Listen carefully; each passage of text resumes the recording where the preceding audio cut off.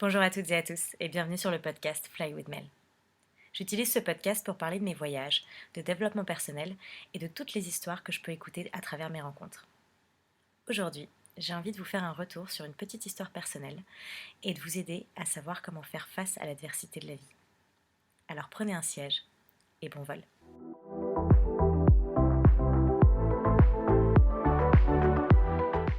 Dans ce nouvel épisode, j'ai envie de vous faire un petit retour sur mon expérience personnelle. Je ne veux pas rentrer trop dans les détails sur ce qui m'est arrivé parce que ce n'est pas le but de ce podcast. Le but de ce podcast, c'est vraiment de pouvoir vous aider à voir un petit peu plus le positif dans ce qui peut vous arriver dans la vie. Pour la petite histoire, je viens de sortir de 4 mois très compliqués à l'autre bout du monde. Très compliqués mentalement. Mais tellement enrichissants. Et aujourd'hui, j'aimerais partager cette expérience de vie avec vous pour vous donner de l'espoir, pour vous dire qu'il y a toujours du positif dans n'importe quelle situation de la vie. Alors avant de commencer, je veux quand même rappeler que je ne suis pas du tout coach en développement personnel.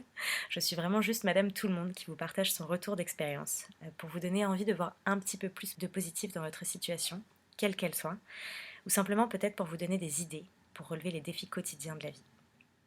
En étant loin de la France, j'ai l'opportunité de faire un gros travail sur moi-même. Et vous avez pu le voir, j'aime vraiment partager tout ça avec vous, que ce soit en anglais ou en français. C'est d'ailleurs pour ça que j'ai commencé à faire ce podcast, vraiment pour pouvoir vous donner accès aux informations et aux histoires de vie auxquelles je suis exposée tous les jours. Je sais que je suis assez sociable et ça me permet de rencontrer des gens de divers horizons, avec des histoires vraiment variées. Et pour moi, c'est un peu l'idée de ce podcast, c'est vraiment de pouvoir vous partager tout ça pour que peut-être vous pouviez trouver des idées pour vous, pour améliorer votre vie et pour progresser et pour aller vers vos objectifs.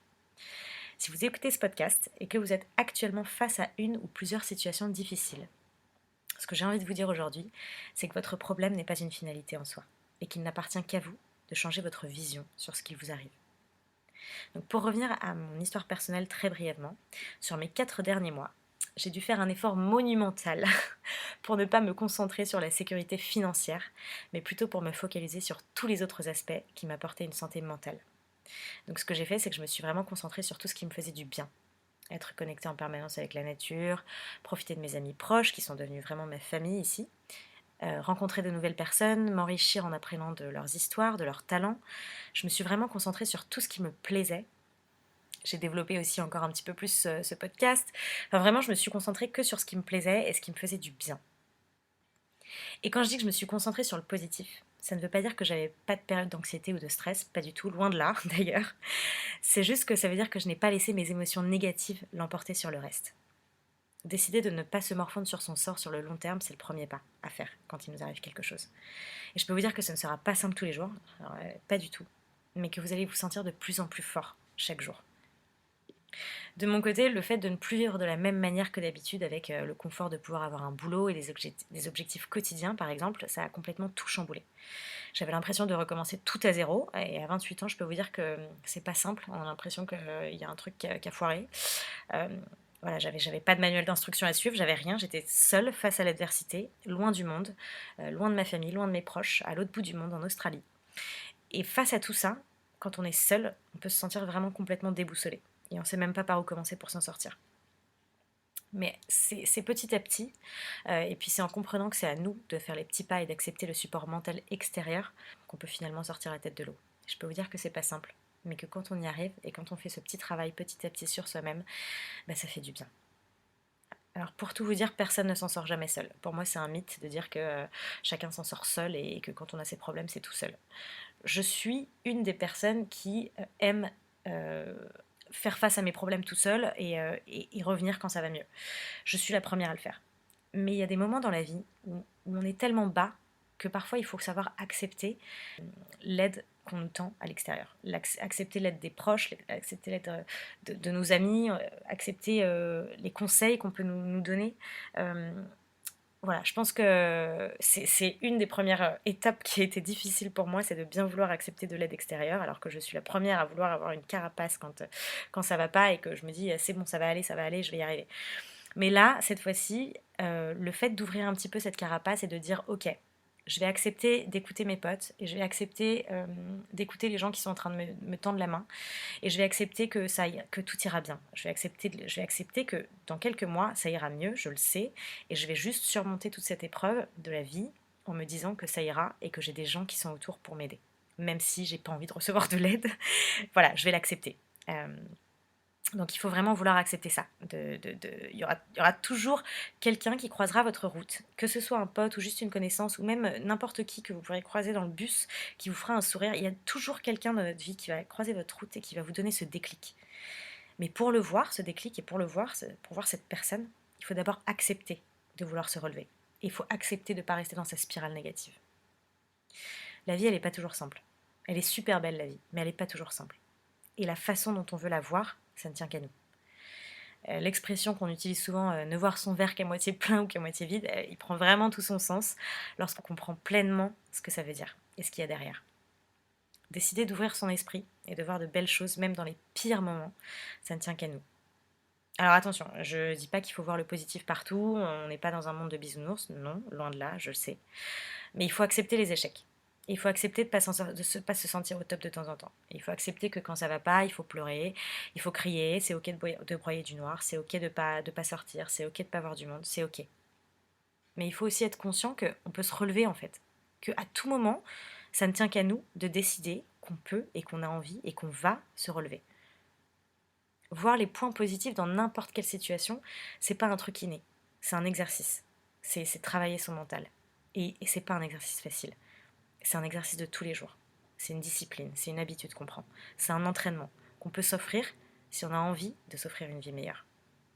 Et ça encore, ça ne tient qu'à nous. Parce qu'en fait, tout se passe dans notre cerveau.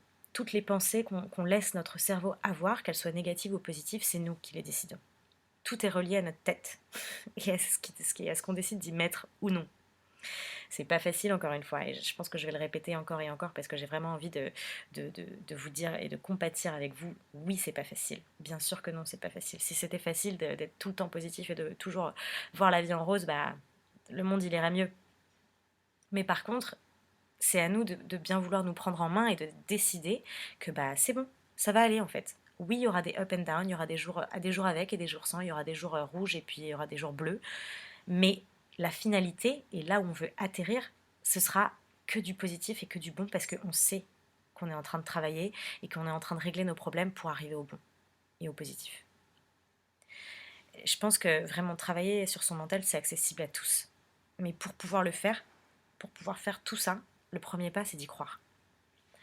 Ce que j'ai envie de vous dire aujourd'hui, c'est que vous soyez face à la maladie, face à la perte d'un proche, face à la perte d'un emploi, ou toute autre situation compliquée, ça ne tient qu'à vous de décider de votre réaction face à ce qui vous arrive.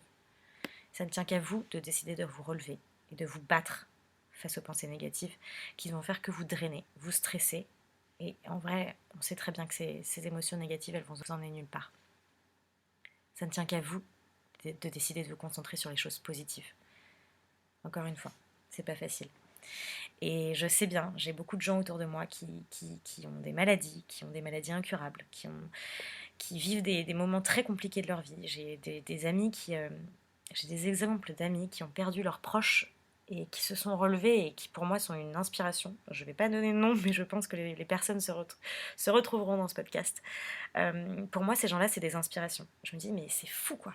Le ciel leur est presque tombé sur la tête et ces gens-là sont encore là, ils sourient. Ils sont pas en train de détester la vie et le monde et ils continuent à vivre, ils se battent et ils ont décidé en fait. Ils ont décidé de se battre et ils ont décidé d'être positifs parce que bah, c'est ça, de toute façon, il faut continuer à vivre, il faut continuer à se battre. La vie, elle sera jamais simple.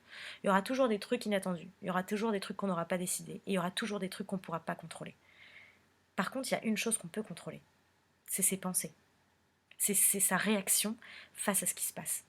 C'est décider de voir le bien ou le mal. C'est décider de quel côté on veut se mettre. Et c'est décider d'aller dans l'extrême négatif et de tomber seul, ou c'est décider d'essayer de petit à petit remonter l'échelle et d'accepter un petit peu d'aide. Tout ça, c'est un gros défi. Mais c'est un défi que vous pouvez décider de relever et de le faire pour vous. Alors maintenant, je ne peux que vous souhaiter du positif et de bonnes ondes et je vous envoie plein de bonnes vibes. Prenez soin de vous et à très bientôt.